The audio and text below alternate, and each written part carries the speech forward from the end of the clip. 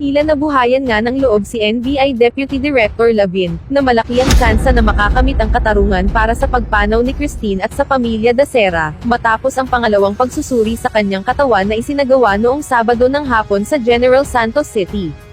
Hindi nga aakalain ng taga-NBI na may makukuha pa silang bodily fluids, matatanda ang pangalawang pagkakataon na nga itong pagsusuri matapos ang pagpanaw ng dalaga, dahil pinakialaman na nga raw ito ng mga pulis bago pa man dumating ang pamilya ni Dacera sa Maynila. Ayon nga sa taga-NBI, nagulat nga raw sila na nandoon pa ang organ na ito ng dalaga, gayong nasabi na ng PNP na tapos na nilang nasuri ito. Ayon nga kay NBI Deputy Director Lavin, kung sakali man, ay malaking tulong raw itong nakuhang bodily fluids dahil dito raw malalaman kung ano-ano ang ininom ni Christine noong New Year's Eve party nila sa hotel sa Makati bago ito pumanaw. Dagdag pa niya, around 80% na makakatulong ang nakuhang bodily fluid sa kanilang investigasyon, samantala, mga abogado nga lang ng 8 sa 11 respondents na ipinatawag ng NBI ang humarap sa kanilang investigasyon.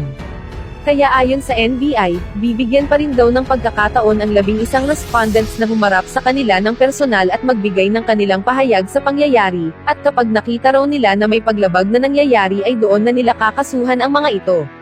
Ilang personalidad pa nga raw ang nakatakdang haharap sa kanila ngayong araw, matapos nilang ipina-subpoena. Gayunpaman, isa sa kaibigan ni Christine Dacera na si John Paul de la Serna, ay may inamin nga raw ito sa mga pulis, at base sa sinumpaang salaysay ni de la Serna, ay mayroong ipinagbabawal na gamot na ginamit ang Room 207, kung saan nga ay may nakaaway dito si Christine, isang nagngangalang Mark Anthony Rosales daw ang nag-aya umano sa kanya na gumamit nito, pero tumanggi raw si de la Serna sa inalok ng kaibigan. At narito ang bahagi ng sinumpaang salaysay ni de la Serna. Bandang 1:00 ng January 1, 2021, ay may ipinakita raw si Mark Anthony Rosales habang sila ay nagiinuman na may dinukot siya sa kanyang medyas at ipinakita sa kanila ang isang powder na gamot na nakabalot sa plastic at inaya raw siyang gumamit nito ngunit hindi siya pumayag.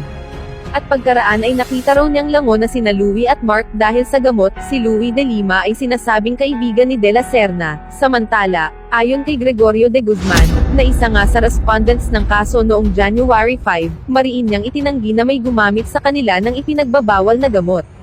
Sa Room 2209 na malagi sina de Guzman at ilang kaibigan, ayon pa nga sa kanya, ang iniinom lang nila ay iba't ibang klase ng whiskey at tequila, at wala nga raw siyang nakitang nagtitik, at maging sina Romel Galido at Valentin Rosales ay wala rin daw nakitang gumamit sa panahon ng party nila.